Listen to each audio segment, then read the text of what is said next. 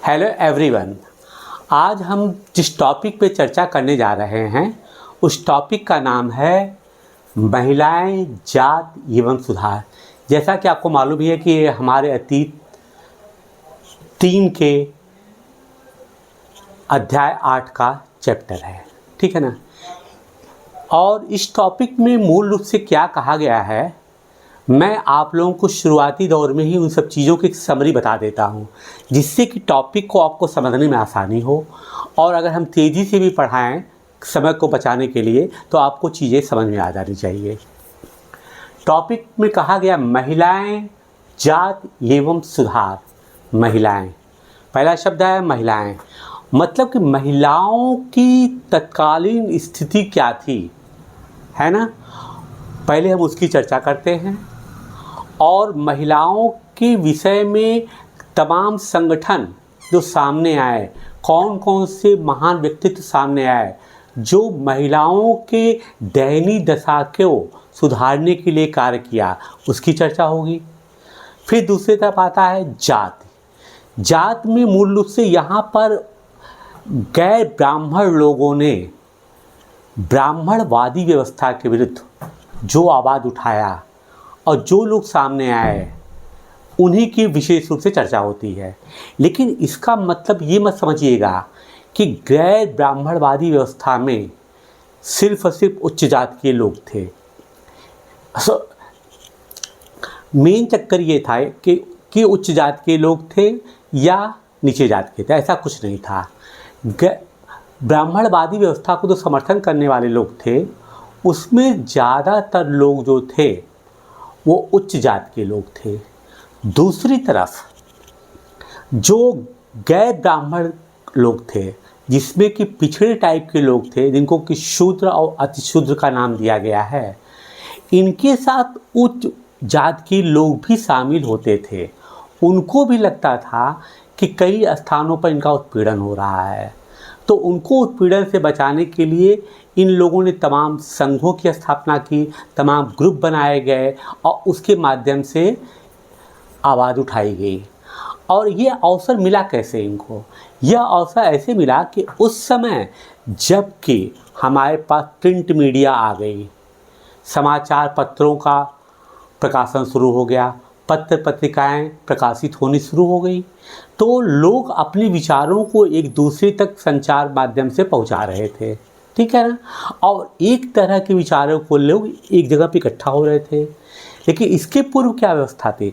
इसके पूर्व व्यवस्था हमारे यहाँ यह थी जो कि पांडुलिपियों पर आधारित थी। तो पांडुलिपियाँ निश्चित रूप से किसी सीमित व्यक्ति के पास होती थी, तो उसके अंदर क्या कहा गया क्या नहीं कहा गया वो वहीं तक सीमित रह जाती थी, और उसमें लिखे चीज़ों को हम किस तरीके से प्रचारित और प्रसारित कर रहे हैं उसी को माना जाता था। तो आइए, ये मूल रूप से पॉइंट यही है, समरी इसका यही है। अब आगे इस पर हम चर्चा करने जा रहे हैं। क्या आपने कभी सोचा है कि 200 साल पहले बच्चों की ज़िंदगी कैसी रही होगी? आजकल मध्यम वर्गीय परिवारों की ज़्यादातर लड़कियां स्कूल जाती हैं और उनमें से बहुत सारी लड़कों के साथ पढ़ती हैं। बड़ी होने पर उसमें से बहुत सारी लड़कियां कॉलेजों और विश्वविद्यालय में जाती हैं और विभिन्न प्रकार की नौकरियां करती हैं। कानूनन शादी के लिए उनका बालिग होना ज़रूरी है और कानून के अनुसार वे किसी भी जात व समुदाय के व्यक्ति से शादी कर सकती हैं। यहाँ तक कि विधवाएं भी दोबारा शादी कर सकती हैं। पुरुषों की तरह सभी महिलाएं वोट डाल सकती हैं और चुनाव लड़ पाती हैं। बेशक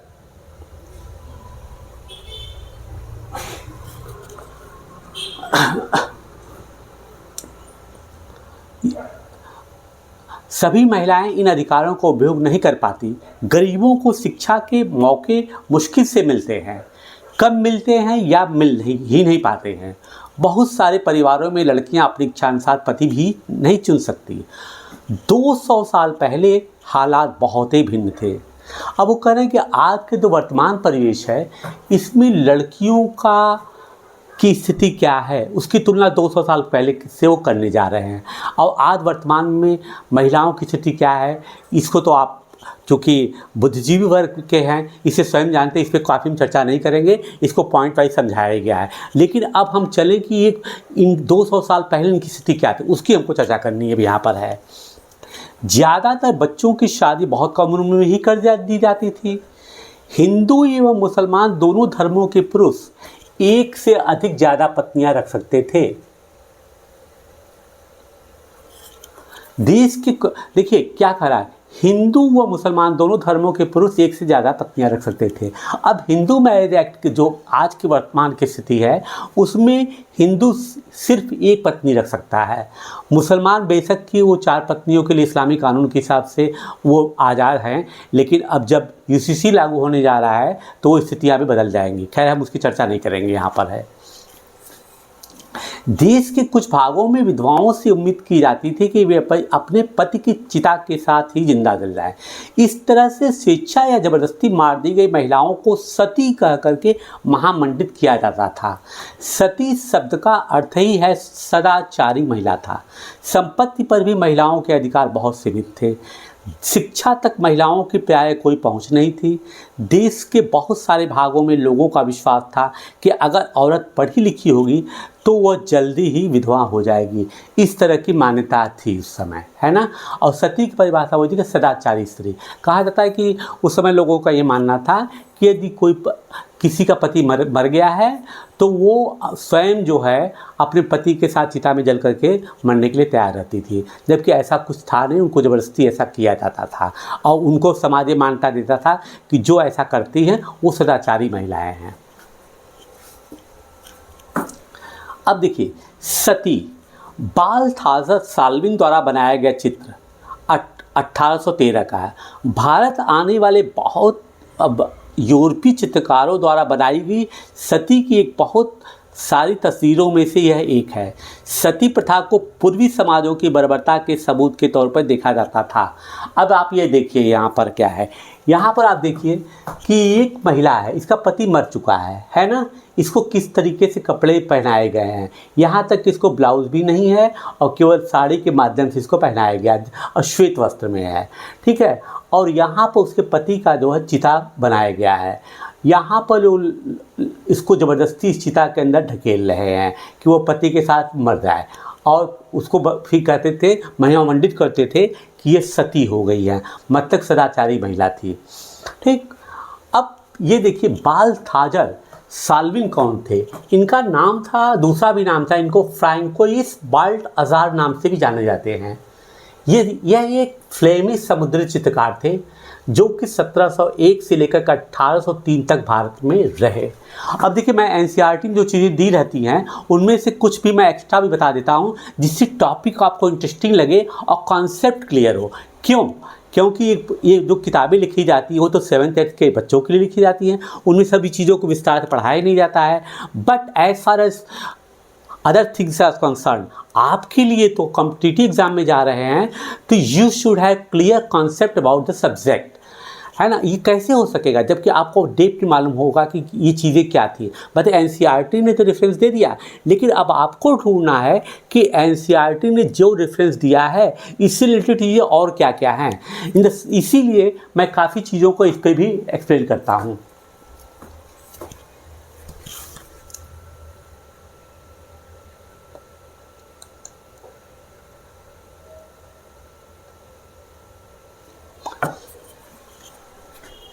समाज में सिर्फ स्त्रियों और पुरुषों के बीच ही फर्क नहीं था, ज़्यादातर इलाकों में लोग जातियों में भी बटे हुए थे। ब्राह्मण और क्षत्रिय खुद को ऊंची जात मानते थे। कौन लोग? ब्राह्मण और क्षत्रिय, ठीक। फिर उसके बाद व्यापार और महाजनी आदि से जुड़ी जातियाँ जिन्हों प्राय वैश्य कहा जाता था का स्थान आता था नंबर 3 पर। नंबर 2 पे ये आ गए, ये और ये तो नंबर 1 पे ऊंची पे आ गए। फिर इसके बाद क्या, फिर काश्तकार, बुनकर और कुम्हार जैसे दस्तकार आते थे जिन्हें शूद्र कहा जाता था। आज के परिवेश में इनको शूद्र नहीं कहा जाता है, ठीक है। इस श्रेणी क्रम की सबसे निचली पायदान पर ऐसी जातियां थी जो गांव शहरों को साफ सुथरा रखती थी या ऐसे काम धंधे करती थी जिन्हें ऊंची जातियों के लोग दूषित कार्य मानते थे, यानी ऐसे काम जिनकी वजह से इनकी जाति भ्रष्ट हो जाती थी। ऊंची जातियां निचले पायदान पर खड़ी इन जातियों के लोगों को अछूत मानती थी। इन लोगों को मंदिरों में प्रवेश करने, सवर्ण जातियों के इस्तेमाल किए गए कुओं से पानी निकालने या ऊंची जातियों के आधिपत्य वाले घाट तालाबों पर नहाने की छूट नहीं होती थी। इन्हें निम्न दर्जे का मनुष्य माना जाता था। यह उनकी जो है तत्कालीन इस दयनीय स्थिति को बता रहा है कि समाज कैसे वर्ग में बटा हुआ था। 19वीं और 20वीं सदी के दौरान इनमें से बहुत सारे कायदे कानून और नज़रिए धीरे धीरे बदलते गए। आए देखें कि ऐसा क्यों हुआ। अब कहते हैं कि तत्कालीन स्थिति में क्या है, वो कह रहे हैं कि ब्राह्मण और क्षत्रिय अपने कुछ जात के माने, फिर दूसरे वर्ग में वैश्य आ गए, फिर तीसरे वर्ग में कौन आए, शूद्र आए गए जो कि कारीगर कामगार लोग थे। चौथे में अतिशूद्र। अतिशूद्र कौन है, जो कि छोटे छोटे ऐसे काम जैसे चमड़े का काम कर रहे हैं, सफाई का काम कर रहे हैं, ये सब काम कर रहे हैं, नालियाँ साफ कर रहे हैं या मैले तो ऐसे लोगों को कहा गया कि ये अछूत है। तो उनको किन किन जगहों पे मनाही थी वो उसकी चर्चा इसमें की गई है। लेकिन अब कहते हैं कि 19वीं सदी में अब बदलाव कैसे आ रहा है। देखिए, ये तो उनकी तत्कालीन स्थिति का वर्णन किया गया है, लेकिन अब इसमें चेंजेस कहाँ से आ रहा है, that you have to see here.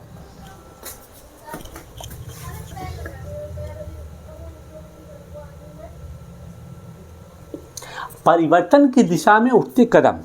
अब परिवर्तन की दिशा में उठते कदम 19वीं सदी के शुरुआत में से ही हमें सामाजिक रीति रिवाजों और मूल्य मान्यताओं से संबंधित बहस, मुबाहिसे और चर्चाओं का स्वरूप बदलता दिखाई देता है। इसकी एक वजह यह थी कि संचार के नए तरीके विकसित हो रहे थे। जैसा कि मैंने पहले बताया, पहली बार किताबें, अखबार, पत्रिकाएं, पर्चे और पुस्तिकाएं छप रही थी।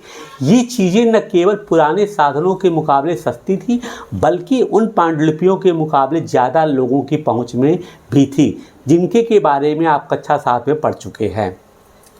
लिहाजा आम लोग भी उन चीज़ों को पढ़ सकते थे। उनमें से बहुत सारे अपनी भाषाओं में लिख सकते थे, अपने विचार व्यक्त कर सकते थे। अब नए शहरों में तमाम तरह के सामाजिक, राजनैतिक, आर्थिक और धार्मिक मुद्दों पर पुरुषों कथा के और कभी कभी महिलाओं के बीच भी चर्चा होती रहती थी।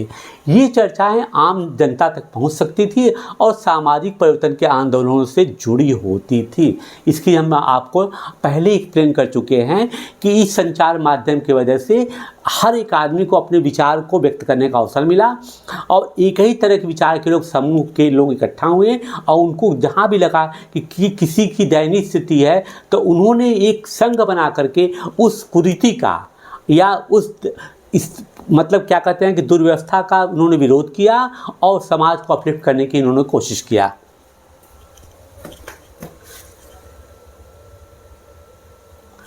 इस तरह की बहसें अक्सर भारतीय सुधारकों और सुधार संगठनों की तरफ से होती थी। राजा राम मोहन राय इसी तरह के एक सुधारक थे।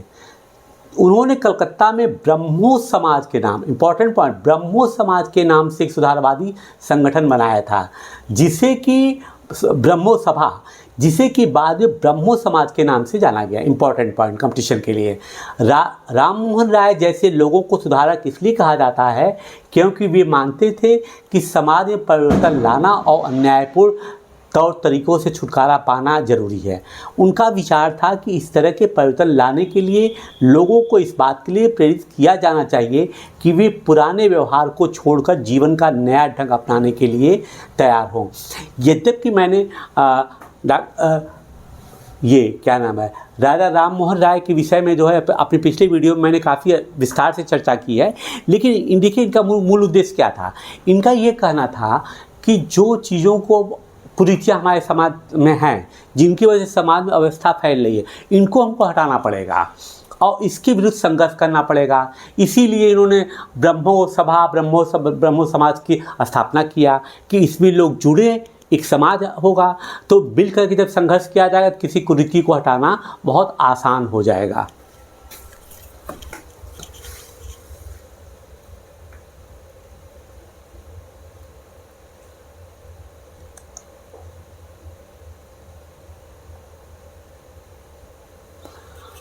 राम मोहन राय जैसे देश में पश्चिमी शिक्षा का प्रसार करने और महिलाओं के लिए ज़्यादा स्वतंत्रता और समानता के पक्षधर थे। उन्होंने इस बारे में लिखा है कि किस तरह महिलाओं को जबरन घरेलू कामों में बांधकर रखा जाता था। उनकी दुनिया घर और रसोई तक ही सीमित कर दी जाती थी और उन्हें बाहर जाकर पढ़ने लिखने की इजाज़त नहीं दी जाती थी। राम मोहन राय ने कहा कि हमें पश्चिमी शिक्षा को महिलाओं के बीच ले जाना चाहिए और पाश्चात्य शिक्षा व्यवस्था को लागू करने के पक्षधर थे, क्योंकि उनका मानना था कि यदि महिलाओं को शिक्षित किया जाएगा तो महिलाएं किसी भी क्षेत्र में किसी भी पुरुष से कोई भी महिला कमज़ोर नहीं है। बस अंतर ये है कि हम उनको अवसर नहीं देते हैं, और इसके लिए सबसे पहला काम है कि महिलाओं को शिक्षित करना। जब महिलाएं शिक्षित होंगी तो उनको ज्ञान होगा तो उनको अपने अधिकार के प्रति जागरूकता पैदा होगी। ये व्यवस्था जो है कि प्रबल समर्थक थे राम मोहन राय। राजा राममोहन राय रेम्ब्रांट पील द्वारा बनाया गया चित्र, ये 1833 का चित्र है। अब देखिए रेम्ब्रांट पील कौन थे? ये एक अमेरिकन चित्रकार थे, इनका कार्य का पीरियड था 1778 से लेकर 1860 तक का है। विधवाओं की ज़िंदगी में बदलाव लाने की कोशिश, विधवाओं को सती की व्यवस्था को आप देख ही रहे हैं, सती के प्रथा के बारे में देख ही रहे। अब कहते हैं कि उनमें सुधार कैसे लाया गया उसकी चर्चा कर रहे हैं वो। राम मोहन राय इस बात से काफ़ी दुखी थे कि विधवा औरतों को अपनी ज़िंदगी में भारी कष्टों का सामना करना पड़ता है। इस बात को ध्यान में रखते हुए उन्होंने सती प्रथा के खिलाफ मुहिम छेड़ी थी। राम मोहन राय संस्कृत, फारसी तथा अन्य कई भारतीय एवं यूरोपीय भाषाओं के अच्छे ज्ञाता थे। उन्होंने अपने लेखन के जरिए यह सिद्ध करने का प्रयास किया कि प्राचीन ग्रंथों में विधवाओं को जलाने की अनुमति कहीं नहीं दी गई है, जैसा कि आपने अध्याय 7 में पढ़ा है। 19वीं सदी के प्रारंभ तक बहुत सारे अंग्रेज अफसर भी भारतीय परंपराओं और रीति रिवाजों की आलोचना करने लगे थे। वे राम मोहन राय के विचारों को सही मानते थे क्योंकि उनकी एक विद्वान व्यक्ति के रूप में प्रतिष्ठा थी। फलस्वरूप 1829 में सती प्रथा पर पाबंदी लगा दी गई। कहते क्या है कि राम मोहन राय के जो विचार थे, उन्होंने अपनी चीज़ों को कैसे सिद्ध किया। उन्होंने कहा कोई भी हमारे जो प्राचीन धर्म ग्रंथ हैं, कोई भी हमें दिखा दे कि उसमें ये कहा गया है कि विधवाओं को सती हो जाना चाहिए, लेकिन ऐसा कुछ था ही नहीं। ये मनगढ़ंत व्यवस्था किसी ने लागू कर दिया और वो कालांतर में चलता रहा और वो परिस्थिति बस बनाया गया, लेकिन उनको दिया गया कि ये सती हैं, ये सदाचारी महिला, इनको ऐसा करना चाहिए, लेकिन उन्होंने उसको धार्मिक कुछ चीज़ों से जोड़ दिया। और इस प्रकार से राम मोहन राय ने कहा कि यदि आपके पास कोई ऐसा प्रूफ है तो लाइए, किसी के पास था ही नहीं। इस प्रकार से अंत में जो है इस पे प्रथा पे को हमेशा के लिए समाप्त कर दिया गया। कानून के तहत इसको गुनाह। राम मोहन राय ने इस अभियान के लिए जो रणनीति अपनाई उसे बाद के सुधारकों ने भी अपनाया। जब भी वे किसी हानिकारक प्रथा को चुनौती देना चाहते तो अक्सर प्राचीन धार्मिक ग्रंथों से ऐसे श्लोक या वाक्य ढूंढने का प्रयास करते थे जो उनकी सोच का समर्थन करते हों। इसके बाद वे दलील देते थे कि संबंधित वर्तमान रीति रिवाज प्रारंभिक परंपरा के खिलाफ है। अब वो कहते हैं कि जो लोग इन कुरीतियों या परंपराओं को चाहते थे चलता रहे, चाहे जिन कारणों से चाहते थे, वो लोग बार बार करते क्या थे, जो हमारे धार्मिक ग्रंथ, पुराने धार्मिक ग्रंथ है, उन श्लोक को की व्याख्या ही गलत करते थे। कहते थे इसके अंदर ऐसा कहा गया है इसलिए ये लागू होना चाहिए। ये लोग ऐसे थे जो चाहते थे कि कुर्तियाँ चलती रहें।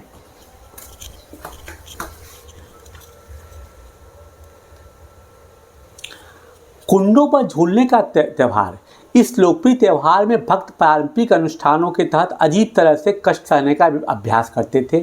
वे अपनी खाल में कुंडा भेदकर एक झूले पर लटक जाते थे। 19वीं शताब्दी के पूर्वार्ध में जब यूरोपीय अफसरों ने भारतीय रीति रिवाजों और अनुष्ठानों का बर्बर कर करके उनकी आलोचना शुरू की तो इसे त्यौहार की खास तौर से आलोचना की गई। अब देखिए क्या है, यहाँ पर एक आदमी जो है ये अपनी चमड़ी के अंदर, खाल के अंदर होल करके उसके अंदर से निकाल करके खूक के सहारे वो यातना दे रहा है और उसको ऐसा लगता है कि ऐसा करने से जो है ईश्वर की प्राप्ति हो जाएगी और बहुत अच्छा कार्य कर रहा है। अंग्रेज़ों ने कहा कि ये बहुत ही बर्बर कार्य है, ये कोई भी ईश्वर को याद करने का तरीका नहीं हो सकता है और ये कर्मकांड या अनुष्ठान जो कुछ भी कहिए ये बहुत ही बर्बर है। निश्चित रूप से बहुत ही गलत था।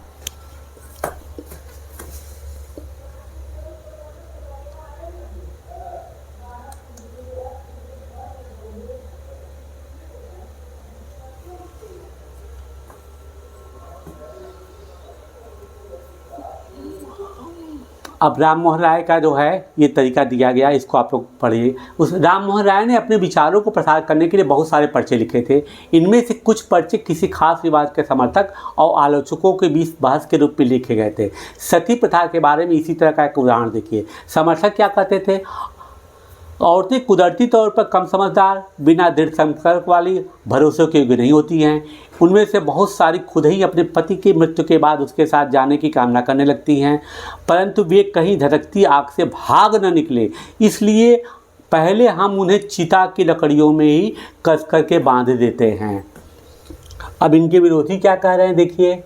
कहते हैं आप लोगों ने महिलाओं को अपनी स्वाभाविक क्षमता का प्रदर्शन करने का सही मौका ही कब दिया? फिर भला तुम कैसे यह कह सकते हो कि उनमें से समझ ही नहीं होती? अगर ज्ञान और शिक्षा के बाद भी कोई व्यक्ति न समझ पाए या पढ़ाई गई चीज़ों को ग्रहण न कर पाए, तब तो हम उसे अक्षम मान सकते हैं, परंतु अगर तुम औरतों को पढ़ाने का मौका ही नहीं दोगे तो तुम उन्हें कमतर कैसे आंक सकते हो? अब देखिए, उनका कहना ये था राम मोहन राय का कि ये जैसे पुरुषों को अवसर मिल रहा है शिक्षा का या हर क्षेत्र में, आप स्त्रियों को तो अवसर नहीं दे रहे हैं, तब बिना समान अवसर के आप किसी को कैसे कह सकते कि ये कमतर है और ये बहुत योग्य है ना?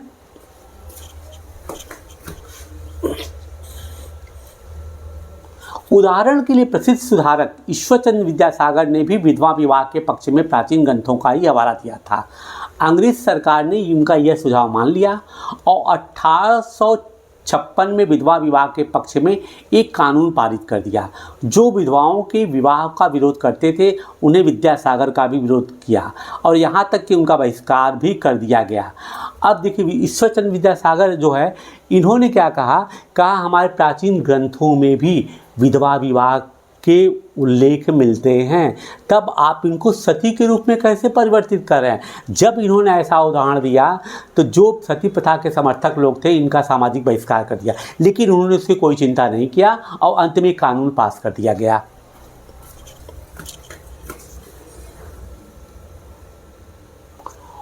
उन्नीसवीं सदी के उत्तरार्धक विधवा विवाह के पक्ष में चलाया जा रहा आंदोलन देश के अन्य भागों में भी फैल गया था।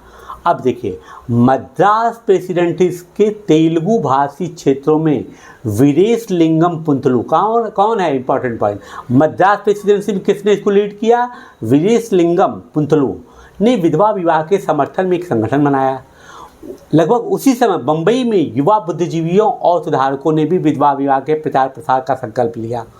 यहाँ भी इसके समर्थन में काम हो रहा है। उत्तर में आर्य समाज की स्थापना करने वाले स्वामी दयानंद सरस्वती ने भी विधवा विवाह का समर्थन किया। इसके बावजूद विवाह करने वाली विधवा महिलाओं की संख्या काफ़ी कम थी। विवाह करने वाले विधवाओं को समाज में आसानी से स्वीकार नहीं किया जाता था। इस तरह से रूढ़वादी तबके इस नए कानून का विरोध करते रहे। मतलब उनके विरोध के कारण, चूँकि बहुसंख्यक समाज उसी में एक तरह से लगा हुआ था और आज ये रूढ़वादी समाज था ना, कि लगता बहुत लोग इससे निकलना चाहते थे लेकिन उसके बावजूद भी निकल नहीं पा रहे थे। क्यों? क्योंकि वो बहुसंख्यक लोग इसके समर्थक थे। दयानंद ने 1875 में आर्य समाज की स्थापना की थी। आर्य समाज ने हिंदू धर्म को सुधारने का प्रयास किया।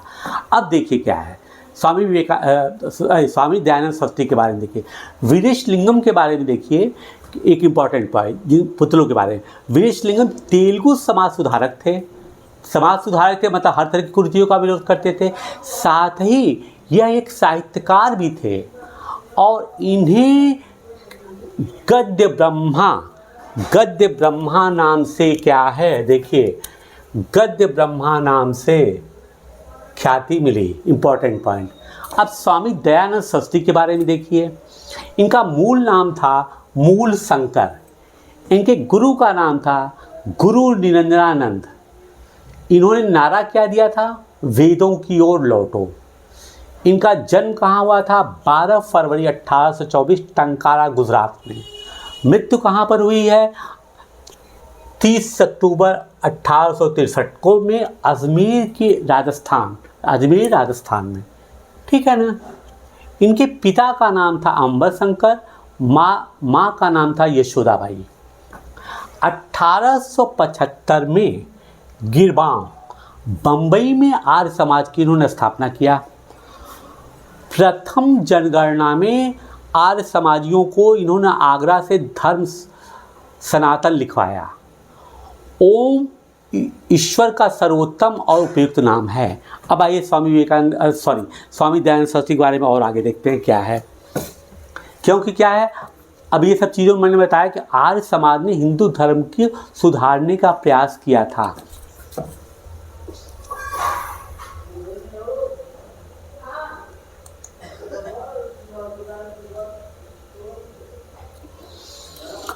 अब देखिए, स्वामी दयानंद सरस्वती ने एक चीज़ बड़ा इम्पोर्टेंट कहा था। उन्होंने ये कहा कि वेदों की ओर लौटो। इसको जैसा हम एक्सप्लेन करना चाहते हैं कि वेदों की ओर लौटो, इसका मतलब ये था कि स्वामी दयानंद सरस्वती ने अपने कार्यकाल में देखा कि समाज में बहुत सी ऐसी कुरीतियाँ हैं जिनका किसी भी तरीके से हमारे वेदों में कहीं भी कोई उल्लेख नहीं है। कालांतर में किन परिस्थितियों में कौन लोग इसको ले आए सामने, और इसको में इन्होंने धर्म का जो झंडा हवाला दे करके इसको लागू कर दिया, जो कि चलता रहा। तो इसीलिए उन्होंने कहा वेदों की ओर लौटो, मतलब go back to Vedas and see what has been said. उसमें क्या कहा गया, what has been mentioned in our Vedas, वेदों में क्या कहा गया है, ऐसा कुछ है ही नहीं जो चल रहा है। तो उन्होंने कहा कि ये हमारा हिंदू समाज जो है इन कुरीतियों की वजह से पीछे जा रहा है, तो हमें इन सब चीज़ों को, जो गलत चीज़ें हैं, उनको निकाल को बाहर करना है। साथ ही साथ इंटरेस्टिंग पॉइंट ये था, उन्होंने कहा कि जब 1871-72 में लॉर्ड मेयो के ज़माने में पहली जनगणना हो रही थी, तो उन्होंने आगरा से अपने आर्य समाजियों को, जो आर्य समाज के समर्थक थे, उनको यह संदेश भिजवाया कि आप लोग धर्म के लिए हिंदू शब्द का मत प्रयोग करिए, सनातन शब्द का प्रयोग करिए। शेष चीज़ें मैंने एक्सप्लेन कर दिया है। लड़कियां स्कूल जाने लगती है। अब देखिए, और दूसरा परिवर्तन क्या होता है, ये ईश्वरचंद्र विद्यासागर हैं। बहुत सारे सुधारकों को लगता था कि महिलाओं की दशा सुधारने के लिए लड़कियों को शिक्षित करना जरूरी है। कलकत्ता में विद्यासागर और बम्बई में बहुत सारे, कलकत्ता में क्या, विद्यासागर यही, और बम्बई में बहुत सारे अन्य सुधारकों ने लड़कियों के लिए स्कूल खोले। 19वीं सदी के मध्य में जब इस तरह से प्रारंभिक स्कूल खुले तो बहुत सारे लोग उनसे डरते थे। लोगों को यह भय था कि स्कूल वाले, देखिए ये रूढ़िवादी लोग हैं, उनका विचार है, लोगों को भय था कि स्कूल वाले लड़कियों को घर से निकाल ले जाएंगे, है ना, और उन्हें घरेलू काम नहीं करने देंगे। स्कूल जाने के लिए लड़कियों को सार्वजनिक स्थानों से गुजर कर जाना पड़ता था। बहुत सारे लोगों को लगता था कि इससे लड़कियां बिगड़ जाएंगी। उनकी मान्यता थी कि लड़कियों को सार्वजनिक स्थानों से दूर रहना चाहिए। फलस्वरूप 19वीं सदी में पढ़ने लिखने वाली ज़्यादातर महिलाओं को उनके उदार विचारों वाले पिता या पति की देखरेख में ही पढ़ाया जाता था। कई महिलाओं ने बिना किसी की मदद के लिए खुद ही पढ़ना लिखना शुरू कर दिया, पढ़ना लिखना सीखा। क्या आपको याद है कि पिछले साल की सामाजिक एवं राजनीतिक जीवन की पुस्तक में आपने राज सुंदरी देवी के बारे में क्या पढ़ा था? वे एक ऐसी महिलाओं में से थी जिन्होंने रात में दिए की टिमटिमाती लौ में चोरी छिपे ही लिखना पढ़ना सीखा था। अब देखिए, राज सुंदरी कौन थी? इम्पॉर्टेंट पॉइंट यह है कि बंगाली साहित्य में पूर्ण आत्मकथा माई लाइफ की पहली लेखिका थी जिन्होंने अपना पूर्ण आत्मकथा लिखा। अब देखिए, कहा जा रहा है कि उनको मतलब कि स्त्रियों को शिक्षा का इतना भय बनाया गया था कि उनको शिक्षित ना होने पाए, उनको घर में भी अपने चोरी छुपे, जो मतलब चोरी छुपे अगर घर के अंदर चीज़ का मतलब कि उनके परिवार में भी इसका मतलब कि उनको ये नहीं था कि आप स्वतंत्र हैं कि आप शिक्षा ग्रहण करें। चोरी छुपे दिए की टिमटिमाती लौ में इन्होंने अपने शिक्षा को प्राप्त किया था।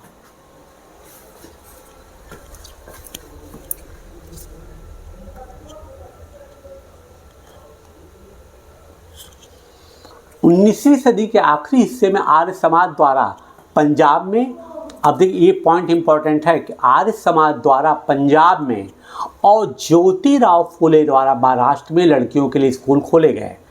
मतलब देखिए, मैं बार बार आपसे कहता हूँ कि जिन पॉइंट्स को मैं थोड़ा सा मतलब कि उस पर क्या कहते हैं इम्फेसिस जोर डालकर धीरे बताता हूँ, all these points are very important. उत्तर भारत के कुलीन मुस्लिम परिवारों की महिलाएं अरबी में कुरान शरीफ पढ़ना सीखने लगी। उन्हें घर पर ही पढ़ाने के लिए शिक्षाएं रखी जाती थी। इस स्थिति को देखते हुए मुमताज़ अली जैसे कुछ सुधारकों ने कुरान शरीफ के आयतों का हवाला देकर कहा कि महिलाओं को भी शिक्षा का अधिकार मिलना चाहिए। 19वीं सदी के आखिर में से ही उर्दू में उपन्यासों का लिखना शुरू हो गया। इन उपन्यासों में महिलाओं को इस बात के लिए प्रोत्साहित किया जाता था कि वे धर्म और घरेलू साज संभाल के बारे में पढ़ें। अब देखिए क्या है, मुमताज़ अली ने भी कहा कि भाई कुरान मजीद या पाक कुरान पाक में कोई ऐसी व्यवस्था नहीं है कि महिलाओं को शिक्षित न किया जाए। जैसा कि आप देख रहे हैं कि है, मुमताज़ अली ये कह रहे हैं, लेकिन अफ़गानिस्तान में तालिबान की स्थिति को देख लीजिए कि वहाँ पर स्त्रियों की शिक्षा के बारे में क्या कहा जाता है। यहाँ तक कि मलाला पे भी गोली चलाई गई, माना कि मलाला बच गई थी, आपने देखा होगा। क्यों? क्योंकि वह स्त्री शिक्षा या बालिका शिक्षा का समर्थन कर रही थी। 19वीं शताब्दी में जब लड़कियों के लिए स्कूल खोले गए तो आमतौर पर माना जाता था कि लड़कियों की पढ़ाई लिखाई लड़कों की पढ़ाई लिखाई से कम सख्त होनी चाहिए। ठीक है, अलग बात है। हिंदू महिला विद्यालय ऐसी शुरुआती संस्थाओं में था जहां वही शिक्षा दी जाती थी जो उस समय के लड़कों को दी जा रही थी। देखिए, हिंदू महिला विद्यालय ने क्या किया, यहाँ पर कोएड संस्था हुआ, इसमें ऐसी ही शिक्षा दी गई। यहाँ पर बालक बालिका का कोई भेद नहीं रखा गया। यहाँ पर स्त्री पुरुष का कोई भेद नहीं रखा गया कि भाई जैसे कुछ जगहों पे तो ऐसा कहा गया कि अभी महिलाएं कम समझदार, इनको मतलब बहुत कठिन चीज़ नहीं पढ़ाया जाए। लेकिन हिंदू ये देखिए क्या लिखा है कि हिंदू महिला विद्यालय ने कहा नहीं, हम इनको बराबर शिक्षा देंगे।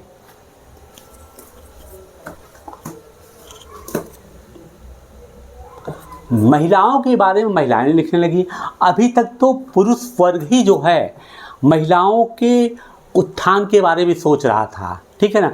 अब महिलाएं भी महिलाओं के बारे में लिखना चाहिए, उनकी चर्चा कर रहे हैं।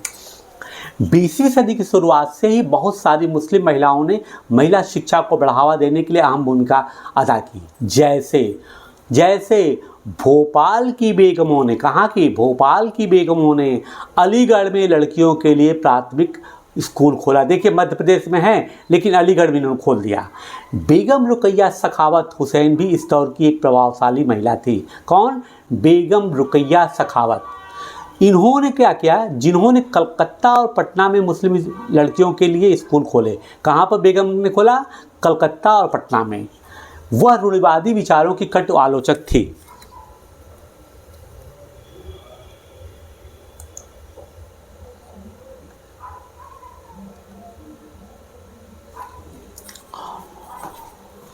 उनका मानना था कि प्रत्येक धर्म के धार्मिक नेताओं ने औरतों को निचले दर्जे में रखा है।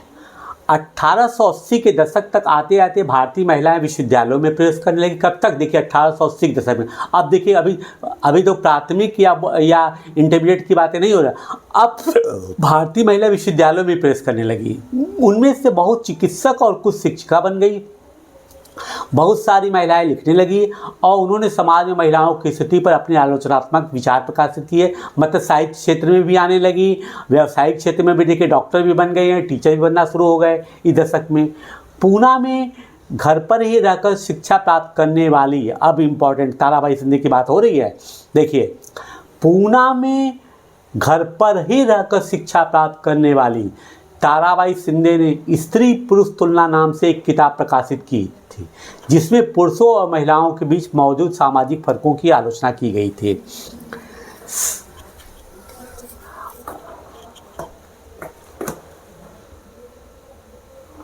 अब वो तुलना के लिए कैसे करा?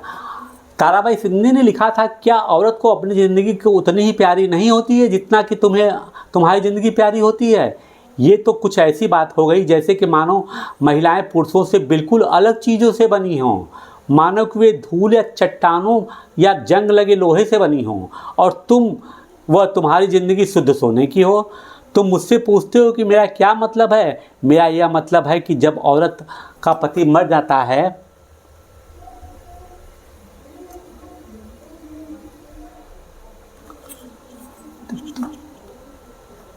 तो उसका क्या हश्र होता है। नाई आता है और उसके लहलहाते बाल साफ कर देता है, सिर्फ इसलिए कि तुम्हारी आंखों को ठंडक पड़ जाए। उसे शादी विवाह आवभगत और अन्य शुभ अवसरों के से बहिष्कृत कर दिया जाता है जहां विवाहित महिलाएं जाती हैं। और भला इन पाबंदियों को कौन वजह क्या है? क्योंकि उनका पति मर चुका है, वो अभागी है, दुर्भाग्य उसके माथे पर खुदा हुआ है, उसका चेहरा देखा नहीं जाता, यह अशुभ होता है। वो दोनों की तुलना किया है और पुरुषों को किस तरीके से उन्होंने धिक्कारा है कि तुम्हारे और उसमें अंतर क्या है। वो किस चीज़ की बनी हुई है? जैसे हाड़ मास की तुम बने वैसे हाड़ मास की वो भी बनी है, लेकिन बस उसका पति मर गया, यही उसका दुर्भाग्य है, यही उसकी कमी है कि उसकी दुर्दशा इस तरीके से की जाती है।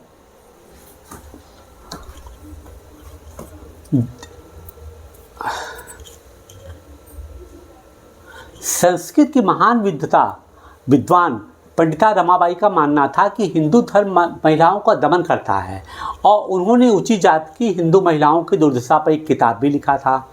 उन्होंने पूना में एक विधवा गृह की स्थापना की जहां ससुराल वालों के हाथों अत्याचार झेल रही महिलाओं को पनाह दी जाती थी। वहां महिलाओं के लिए एक ऐसी चीज़ सिखाई जाती थी जिनके सहारे वे अपना रोजी रोटी चला सके। आज तो बहुत सी संस्थाएं खुल गई हैं इस तरह की है, लेकिन देखिए सबसे पहले इनिशिएटिव किसने लिया, पहल किसने लिया, इसीलिए इन लोगों का नाम सामने आता है कि ऐसी स्थिति बनाई जाए जहाँ पर कि समाज की इस तरह के बहिष्कृत लोगों को स्थान दिया जाए, उनको रोजी रोटी का अवसर दिया जाए और उनको रोजगार के अवसर मुहैया कराया जाए जिससे कि उनकी दयनीय स्थिति से उनको उभारा जा सके। जाहिर है कि इन सब बातों से रूढ़िवादी खेमे के लोग काफ़ी आग बबूला हुए। उदाहरण के लिए बहुत सारे हिंदू राष्ट्रवादियों को लगने लगा था कि हिंदू महिलाएं पश्चिमी तौर तरीके अपना रही हैं जिससे हिंदू संस्कृति भ्रष्ट होगी और पारिवारिक संस्कार नष्ट हो जाएंगे। रूढ़िवादी मुसलमान भी इन बदलावों के तरीकों को लेकर चिंतित थे। जैसा कि आप देख सकते हैं कि 19वीं सदी के आखिर तक खुद महिलाएं भी सुधारों के लिए बढ़ चढ़कर का प्रयास करने लगी थी। उन्होंने किताबें लिखी, पत्रिकाएं निकाली, स्कूल और प्रशिक्षण केंद्र खोले तथा महिलाओं को संगठित किया। 20वीं सदी के शुरुआत से ही वे महिलाओं को मताधिकार, बेहतर स्वास्थ्य सुविधाएं और शिक्षा के अधिकार के बारे में कानून बनवाने के लिए राजनीतिक दबाव समूह बनाने लगी थी। उनमें से कुछ महिलाओं ने 1920 के दशक के बाद विभिन्न प्रकार के राष्ट्रवादी और समाजवादी आंदोलनों में भी हिस्सा लिया था। यहाँ पर इनका उस आंदोलन की बात हो जो कि गांधी जी ने नॉन कोऑपरेशन मूवमेंट की बात कही थी, असहयोग आंदोलन। इसमें महिलाओं ने बढ़ चढ़ कर के हिस्सा लिया था, वो उसी की चर्चा कर रहे हैं।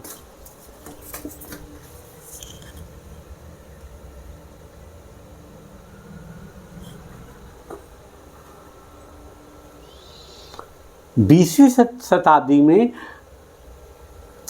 जवाहरलाल नेहरू और सुभाष चंद्र बोस जैसे नेताओं ने महिलाओं के लिए और अधिक स्वतंत्रता और समानता की मांगों का समर्थन किया। राष्ट्रीय नेताओं ने आश्वासन दिया कि स्वतंत्रता मिलने पर सभी पुरुषों को और महिलाओं को वोट डालने का अधिकार दे दिया जाएगा, परंतु उनका मानना था, आह्वान था कि जब तक स्वतंत्रता नहीं मिल जाती तब तक महिलाओं को अंग्रेजी राज विरोधी संघर्ष में ही जोर लगाना चाहिए। कह रहे कि गांधी जी अरे जवाहरलाल नेहरू और नेताजी सुभाष चंद्र बोस भी महिलाओं को शक्ति देने के पक्ष में थे, उनको अधिकार देने के पक्ष में थे, लेकिन उनका कहना था कि ये जो अभी आपको अधिकार दिए गए हैं शिक्षा का या जो भी अधिकार दिया जाएगा, इसका प्रयोग आप अपने समाज में मत करिए। ये अपनी पूरी ताकत जो है अंग्रेज़ों को देश से बाहर खदेड़ने के लिए लगा दीजिए।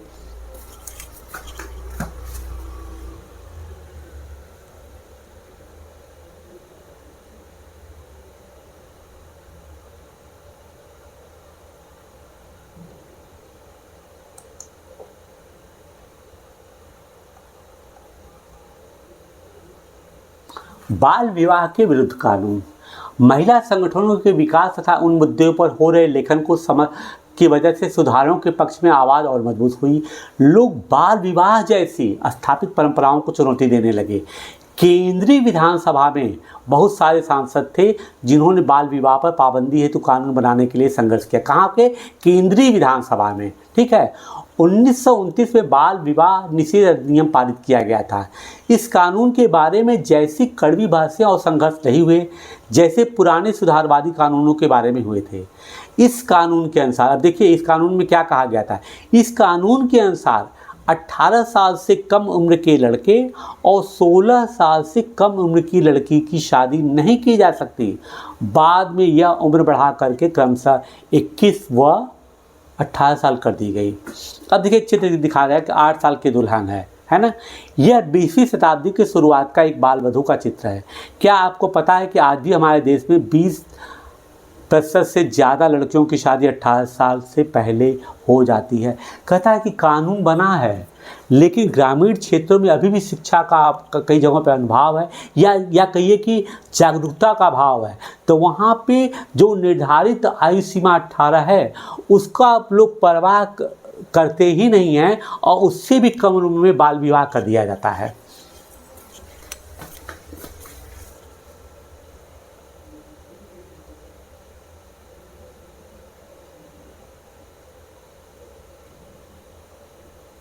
अब आता है कि जाति और समाज सुधार। अभी तो हमने स्त्रियों की चर्चा किया है, ठीक है ना। उनके दैनिक स्थिति से निपटने के लिए क्या क्या किन लोगों ने क्या क्या उनकी चर्चा किया। अब जाति का जो जाति संघर्ष हो रहा था एक तरह से ऊंच नीच का था, उसके लिए कौन कौन से समाज और या संगठन या ग्रुप आया सामने और उनके नेतृत्वकर्ता कौन थे और उनकी क्या मान्यताएं थी, क्या सोचते, उस पर चर्चा करने जा रहे हैं। हमने अभी जिन समाज सुधारकों का जिक्र किया उनमें से कई जाति गैर बराबरी के भी विरोधी थे। एक इंटरेस्टिंग पॉइंट बताए हैं कि देखिए पंडिता रमाबाई, इन्होंने 1881 में आर्य महिला समाज की स्थापना किया था।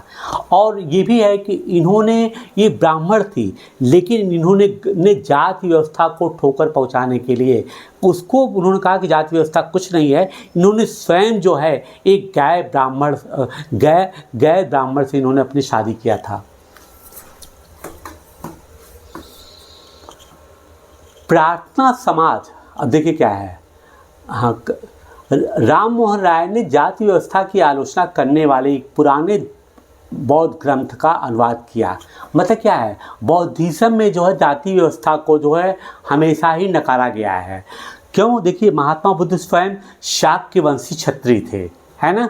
लेकिन इनके अनुयायी आज की डेट में जो आप पाएंगे वो कौन लोग हैं इसको आप जानते हैं। अधिकांश अनुयायी जो बुद्धिस्ट हैं वो वर्ग है जिनको कि समाज कहता है कि है किसी समय में कि ये दलित वर्ग के लोग हुआ करते थे। प्रार्थना समाज भक्ति परंपरा का समर्थक था जिसमें सभी जातियों की आध्यात्मिक समानता पर जोर दिया जाता था। सभी जातियों के प्रार्थना समाज क्या है? ये भक्ति परंपरा का समर्थक था। सभी जातियों की आध्यात्मिक समानता पर जोर दिया गया था। जाति उन्मूलन के लिए काम करने के लिए बंबई में 1840 में परमहंस मंडली का गठन किया गया। इन सुधारकों और सुधार संगठनों के सदस्यों में बहुत सारे ऊंची जातियों के लोग थे। गुप्त बैठकों में ये सुधारक भोजन और स्पर्श जैसे मामलों में जाति कायदे कानूनों का उल्लंघन करते थे जिससे वे अपने जीवन में भी जाति पूर्वाग्रहों और बंधनों से निजात पा सके। अब देखिए पहली चीज़ है, ये प्रार्थना समाज की स्थापना कब हुई थी? 21 मार्च 1867 को आत्मा रंग पांडुरंग ने बंबई में इसकी स्थापना की थी। दूसरा आता है परमहंस मंडली, सूरत में दुर्गा राम मेहता जी दादोबा पांडुरंग ने किया। अब कहते क्या है कि इस जात उच्च नीच जात की जो व्यवस्था थी जिसको कि समाज का अभिशाप माना जाता था, इसमें ऐसा नहीं कि केवल गैर ब्राह्मण या जिनको शूद्र कहा जाता वही शामिल थे, इसमें उच्च वर्ग के लोग भी शामिल थे। और ये आपस में एक गोपनीय स्थान पर बैठ करके जिसका सामाजिक बहिष्कार न तुरंत हो जाए ये बैठ कर चर्चा करते थे और उनके साथ ही दिखाते थे कि नहीं देखो मैं ऊँचा हूँ लेकिन मैं आपके साथ बैठा हूँ, हमारे साथ खाना खा रहा हूँ, मैं इस व्यवस्था को नहीं मानता हूँ कि कौन ऊंची जात का है कौन छोटी जात का है।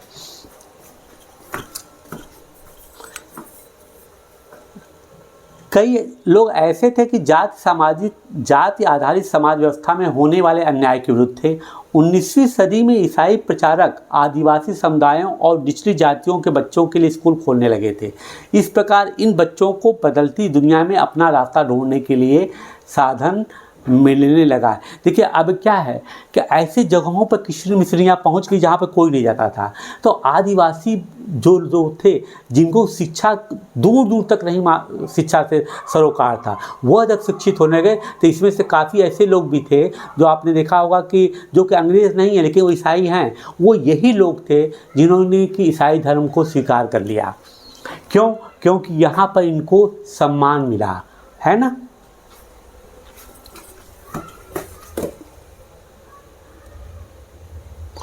उसी समय बहुत सारे गरीब लोग शहरों से निकल रही नई नौकरियों की तलाश में गांव छोड़ कर के भी जा रहे थे। उसी समय देखिए बहुत सारे गरीब लोग शहरों में निकल रही नौकरियों की तलाश में गांव छोड़कर जा रहे थे। नए कारखानों और नगरपालिकाओं में नई नौकरियां निकल रही थी। अध्याय 6 में आप शहरों के विस्तार के बारे में